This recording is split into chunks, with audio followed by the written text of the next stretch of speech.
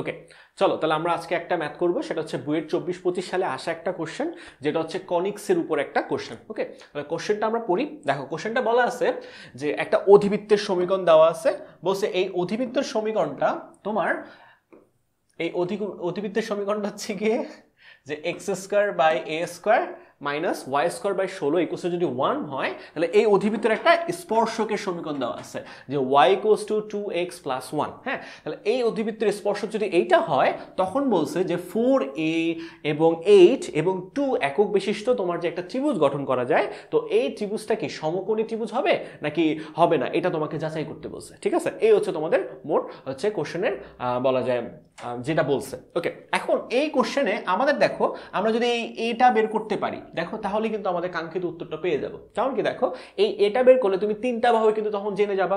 তিনটা বাহু যদি তুমি জানতে পারো, তখন তুমি বলতে পারবে আসলে এই ত্রিভুজটা কি সমকোণী না সমবাহু না যে কোনো কিছু হতে পারছে কিনা। ওকে, তাহলে আমরা তাহলে ফার্স্ট অফ অল এই এটা বের করবো। ওকে, তাহলে এখন দেখো আমাদের একটা অধিবৃত্ত যদি হয়, একটা অধিবৃত্তের আমার স্পর্শক হওয়ার কিন্তু একটা শর্ত আছে। ঠিক আছে, এই শর্তটাকে আমি একটু লিখি। হ্যাঁ, তাহলে আমাদের ধরো x square by a square minus y square by b square equals to 1, এর স্পর্শক যদি তোমার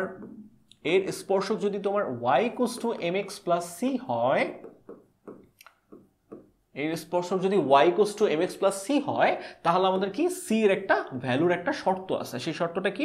root over a square m square minus B square. ঠিক আছে, তাহলে দেখো আমাদের এটা হচ্ছে অ্যাকচুয়াল শর্ত। তাহলে এখন এখানে কিন্তু অলরেডি বলে দিচ্ছে এই রেখাটা কিন্তু আমাদের কি বলতো, এই রেখাটা এই অধিবৃত্তকে স্পর্শ করতেছে। তার মানে কি বলতো, এই শর্তটা সে ফুলফিল করতেছে, তাই না? তাহলে আমরা জাস্ট কি করবো, এই শর্তটা এখানে অ্যাপ্লাই করব, তাহলে কি আমাদের কাঙ্ক্ষিত এই এটা পাবো, আর এ পাইলেই কি এটা আমরা সলভ করতে পারবো। ওকে, চলো তাহলে আমরা এ বের করি। ওকে, তাহলে এ বের করার জন্য দেখো আমাদের এই সমীকরণটা দেখো অ্যাকচুয়ালি কিন্তু এই ফর্মেটই আছে কিন্তু ভাইয়া। তাহলে আমাদের কিন্তু কষ্ট করে কিছু কনভার্ট করা লাগবে না। তাহলে দেখো আমি যদি এটার সাথে এটা কম্পেয়ার করি, তাহলে দেখো তো আমি এম এর ভ্যালু কিন্তু কি পাচ্ছি, 2 পাচ্ছি। ঠিক আছে, আর আমি সি এর ভ্যালু কত পাচ্ছি, 1। তাহলে আমাদের এখানের এই কাজটুকু হয়ে গেল। ওকে, আবার দেখো আমরা এই যে সমীকরণটা সেটা যদি লিখি, সেখান থেকে দেখো আমি কিন্তু এ আর বি পাবো। ঠিক আছে, তাহলে আমি যদি এটাকে একটু কষ্ট করে এভাবে ফর্মেটটা লিখি যে 4 স্কোয়ার ইকুয়ালস টু 1, তাহলে দেখো তো আমি এখান থেকে কি পাবো, এ এর ভ্যালু তো আমি জানি না, তাহলে এ হচ্ছে কোশ্চেন মার্ক দিয়ে রাখলাম,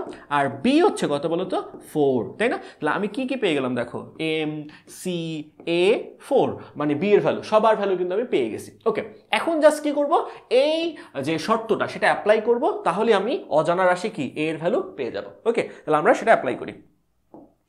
ওকে, তাহলে আমরা যদি শর্তটা অ্যাপ্লাই করি, খুব সিম্পলি কিন্তু এটা চলে আসে। তাহলে সি লিখতে পারি root over A square M square minus B square, তাই না? তাহলে সি এর ভ্যালু কত আমরা জানি, সি এর ভ্যালু আমরা জানি হচ্ছে কত জানো, 1।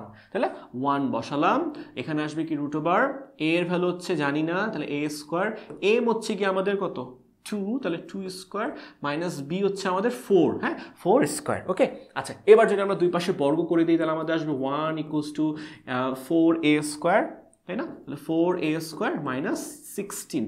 ওকে, তাহলে আমি কি পাচ্ছি, 4a স্কোয়ার এর ভ্যালু পাচ্ছি তো 17। তাহলে তুমি যদি এখানে রুট করে দাও, হ্যাঁ 2a স্কোয়ার যদি তুমি যদি এভাবে ফর্মেট রেখে রুট করে দাও, তাহলে কত আসে, 2a এর ভ্যালু আসে প্লাস মাইনাস রুট ওভার 17। ঠিক আছে, তাহলে আমি বলো তো 4a কত পাবো, 4a পাবো 2 root over 17 plus minus 2 root over 17।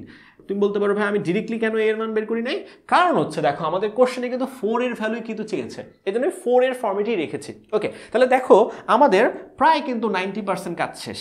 দেখো 90% কাজ শেষ। আমরা কিন্তু এখন তিনটা বাহুর মান জানি, একটা হচ্ছে কি আমার 2 রুট ওভার 17, একটা হচ্ছে 8, একটা হচ্ছে কি 3, সরি একটা হচ্ছে 2, তাই না? তাহলে আমি দেখো তিনটা বাহু কিন্তু আমি কি জেনে গেছি। ওকে, এখন আমি জাস্ট এখানে কিন্তু কি মাইনাসটা চুজ করি না, আমি জাস্ট কি প্লাসটাই চুজ করলাম। ঠিক আছে, একটা বাহুর দৈর্ঘ্য নর্মালি কি এটা দৈর্ঘ্য তো কখনো নেগেটিভ হয় না, তো ওই হিসাবে আমরা কি এটা প্লাস ধরে নিচ্ছি আপাতত। ওকে, এখন দেখো আমরা এই তিনটা বাহুর ভিতরে কোনটাকে ওই যে অতিভুজ ধরবো, কোনটাকে আমরা কি ভূমি লম্ব ধরবো, মোটামুটি এইটাকে দেখে মনে হচ্ছে কি এই বাহুটা অন্য দুইটা বাহু থেকে একটু বড়, তাহলে এই বাহুটাই কি আমাদের কি হবে, অতিভুজ হবে, আর এই দুইটা বাহুই কি যে কোনো একটা লম্বক যে কোনো একটা ভূমি হবে। ওকে, তাহলে আমরা কি লিখতে পারি বলতো, 2 স্কোয়ার প্লাস 8 স্কোয়ার, দেখো আমাদের কত আসে 4 প্লাস 64, অর্থাৎ কি 68 আসে, তাই না?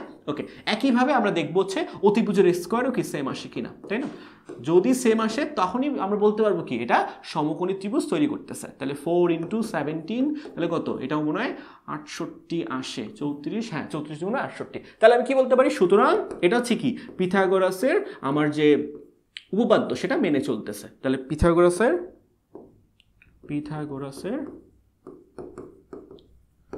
উপপাদ্য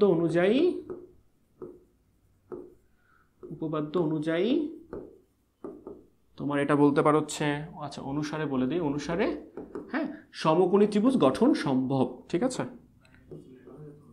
সমকোণী ত্রিভুজ গঠন সম্ভব। আমি একটু ভেঙে ভেঙে লিখছি, তোমার এত কিছু লেখা লাগবে না, জাস্ট এমনি বলছি। ঠিক আছে, ওকে। তাহলে আমরা বলবো কি আসলে কি এটা দ্বারা সমকোণী ত্রিভুজ গঠন করা সম্ভব, দ্যাটস ইট। ওকে, খুবই সহজ একটা কোশ্চেন কিন্তু, হ্যাঁ।